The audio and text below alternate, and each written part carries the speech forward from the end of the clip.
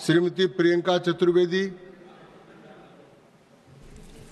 Sir, आपने मुझे इस इम्पोर्टेंट बिल पे बोलने का मौका दिया, मैं आपका धन्यवाद देना चाहूँगी। नायडू जी मेरे मित्र हैं, तो मैं ज़्यादा उनके बारे में कोई क्रिटिसिज्म उनकी नहीं होगी, इस बिल को लेकर है। सर, ये जो बिल आ रहा है, मिनिस्ट्री ऑफ फिनेंस और नीति आयोग ने 2019 में जब एयरपोर्ट का प्राइवेटाइजेशन हो रहा था, उन्होंने 2019 के बिडिंग प्रोसेस को कहा था कि उसमें बहुत कमियां हैं। कमियां इस आधार पर बोली थी क्योंकि छह एयरपोर्ट जब प्राइवेटाइज हुए थे वो सब एक ही इंसान को गए थे, एक ही ग्रुप को गए थे, जिनके पास कोई प्रायर एक्सपीरियंस नहीं था। डिपार्टमेंट ऑफ इकोनॉमिक अफेयर्स ने ये कहा था कोई भी प्राइवेट प्लेयर जो प्राइवेटाइजेशन में भागीदारी ले रहा है उसको 2 एयरपोर्ट से ज़्यादा नहीं मिलने चाहिए। पर ये पर्टिकुलर विशेष इंडस्ट्रियलिस्ट को करीब 7 एयरपोर्ट्स मिले थे, जिसमें से 6 एयरपोर्ट्स तो 50 साल के लिए मिले हैं। एक ही एयरपोर्ट फाइनेंशियली वायबल है, बाकी सारे लॉसेज में हैं। और वो कौन है? वो जॉर्ज सोरोस हमें नहीं बताएगा, वो मिनिस्ट्री ऑफ फिनेंस और इन सब से ही पता चल रहा है, वो अदानी एयरपोर्ट्स है।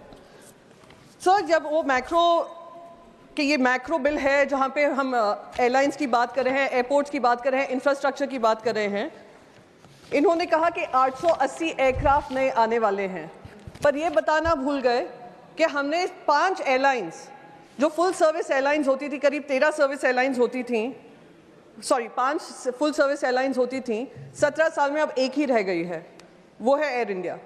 और किसी तरीके का फेयर कंपटीशन जो हम कहते हैं, कोई फेयर कंपटीशन नहीं रह गया है, मोनोपोली या डुओपोली रह गई है।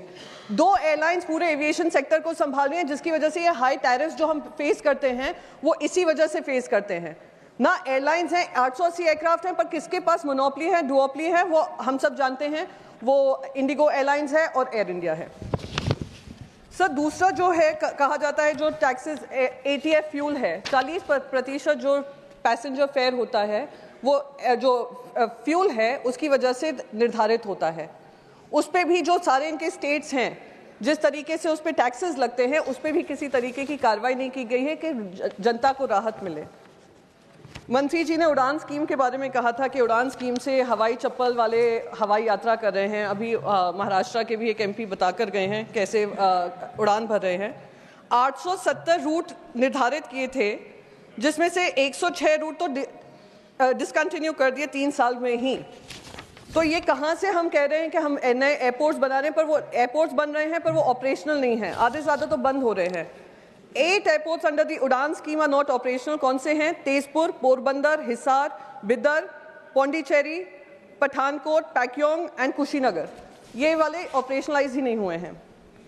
अयोध्या भी जब राम मंदिर बना था, अयोध्या की भी बहुत सारी डायरेक्ट फ्लाइट्स बनाई थी, शुरू की थी, 16 से ज़्यादा मुंबई से चल रही थी, अब एक भी नहीं चल रही है।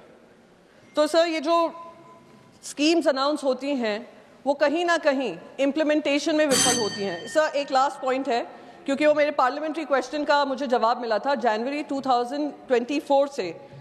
2023 से करीब 1100 होक्स कॉल्स आए हैं, हाईजैक कॉल्स आए हैं, जिसकी वजह से इकोनॉमिक लॉसेस एयरलाइंस को हो ही रहे हैं। साथ ही साथ जो mental trauma passengers go through करते हैं 6-6, 7-7 घंटे। सर, एक ही सेकंड लूंगी, बस वो बताना चाह रही हूँ कि खास करके मुंबई और दिल्ली एयरपोर्ट्स को प्रभावित करते हैं, एयरलाइन सेक्टर को प्रभावित करते हैं।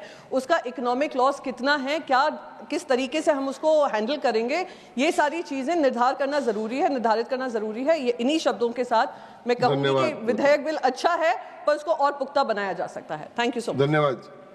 सुश्री सुष्मिता देव।